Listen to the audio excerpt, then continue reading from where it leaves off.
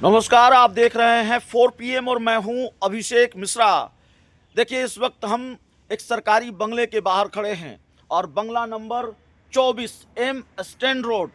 ये बंगला आज पूरे दिन खबरों की सुर्खियों में रहने वाला है। आज पूरे दिन इस बंगले पर निगाहें टिकी हुई होंगी और ये सरकारी बंगला है। राष्ट्रीय लोक मोर्चा के राष्ट्रीय अध्यक्ष उपेंद्र कुशवाहा का सरकारी बंगला।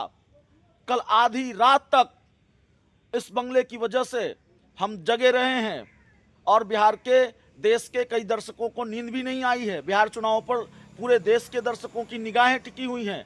कल आधी रात तक इस बंगले के अंदर बाहर गतिविधियां रही हैं।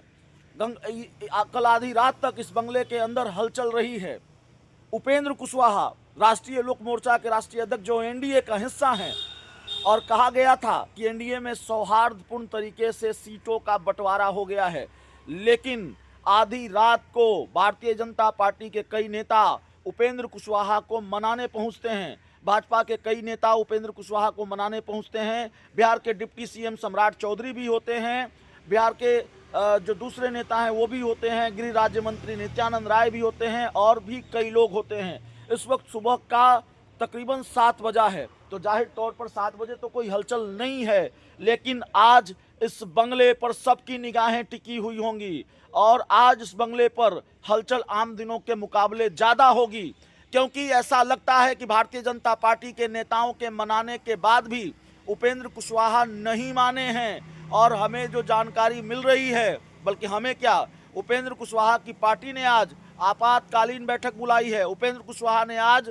दोपहर 12:30 बजे पार्टी की आपातकालीन बैठक बुलाई है और वो बयान आपने सुना होगा, nothing to well NDA, it's not well to NDA. शायद यही कहा उपेंद्र कुशवाहा ने जब मीडिया ने उनसे पूछा। आधी रात तक भारतीय जनता पार्टी के नेताओं का जमावड़ा यहाँ लगा रहा, आधी रात तक मीडिया का जमावड़ा यहाँ लगा रहा, और जब भारतीय जनता पार्टी के नेता उपेंद्र कुशवाहा से मिलकर गए तो भारतीय जनता पार्टी के नेताओं ने मीडिया से कुछ भी नहीं कहा, मीडिया के कैमरों के सामने कुछ भी नहीं कहा। लेकिन जब उपेंद्र कुशवाहा से पूछा गया कि सर मिलने आए थे, क्या बात हुई है, उपेंद्र कुशवाहा पहले सवालों को टालते हैं, उसके बाद वो पत्रकारों से सवाल पूछते हैं कि आपने उनसे नहीं पूछा उन्होंने क्या कहा। जाहिर तौर पर आम तौर पर उपेंद्र कुशवाहा इतने आक्रामक नहीं होते, उनकी ऐसी नाराजगी कभी देखने को नहीं मिली है। इस सीट शेयरिंग को लेकर उपेंद्र कुशवाहा इतने नाराज या इतने आक्रामक नहीं रहे हैं, लेकिन कल उन्होंने बिल्कुल एक तरह से गुस्से में थे, मुस्कुरा रहे थे, लेकिन उनका गुस्सा साफ तौर पर नजर आ रहा था। और उपेंद्र कुशवाहा ने आखिर तक अपने बयान के एक हिस्से में, अपने बयान के आखिरी हिस्से में ये कह दिया कि it's not well to NDA, यानी कि एनडीए में कुछ भी ठीक नहीं है।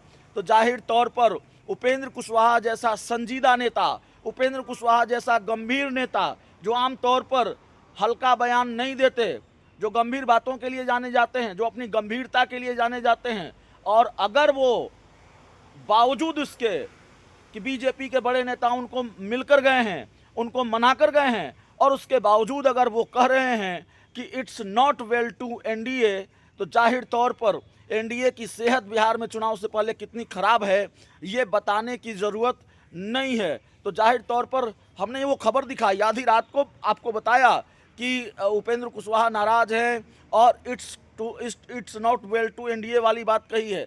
लेकिन हम सुबह सुबह उपेंद्र कुशवाहा के बंगले के बाहर इसलिए आए हैं क्योंकि आपको फिर याद दिला दें, आज फैसले की घड़ी है। इंडिया गठबंधन में भी सीटों का फैसला होना है और इंडिया गठबंधन में भी सीटों का फैसला आज हो सकता है, देर हो रही है।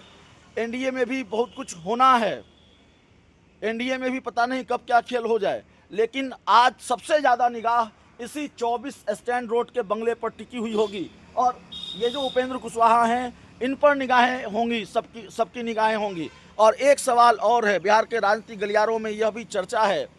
हमने आपको कल बताया था कि तेजस्वी यादव, एक तरफ लालू यादव सिंबल बांट रहे थे, कई आरजेडी के प्रत्याशियों को सिंबल दिए जा रहे थे, तो दूसरी तरफ तेजस्वी यादव राबड़ी आवाज़ से निकलकर रात के 11 बजे कहीं गए थे।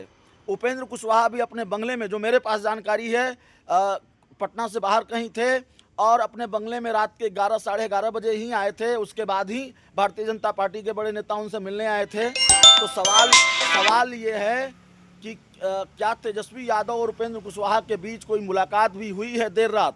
यह भी अपने आप में सवाल है और इस पर भी जाहिर तौर पर राजनीतिक गलियारों में चर्चा का बाजार गर्म है। उपेंद्र कुशवाहा ने पार्टी की आपातकालीन बैठक बुलाई है। इसका मतलब उपेंद्र कुशवाहा कोई फैसला ले सकते हैं। हमने आपको बताया है कि कैसे उपेंद्र कुशवाहा ने एक बार ऐसी ही एक बैठक बुलाई थी, महागठबंधन का हिस्सा थे और फिर महागठबंधन से अलग होने का फैसला लिया था। 2020 में AIMIM के साथ मिलकर चुनाव लड़ा था।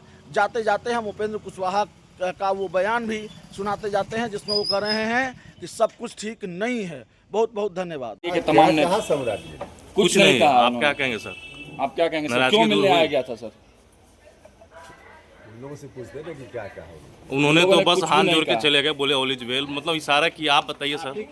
आप ही की ओर इशारा किए सर, आप क्या कहेंगे सर? और लोग हैं। क्यों आप नाराज हैं क्या सर? मोबाइल पीछे थोड़ा सा नीचे तमाम नेता सुन लीजिए नेता आए थे, नीचे कीजिए, गौतम भैया नीचे कीजिए।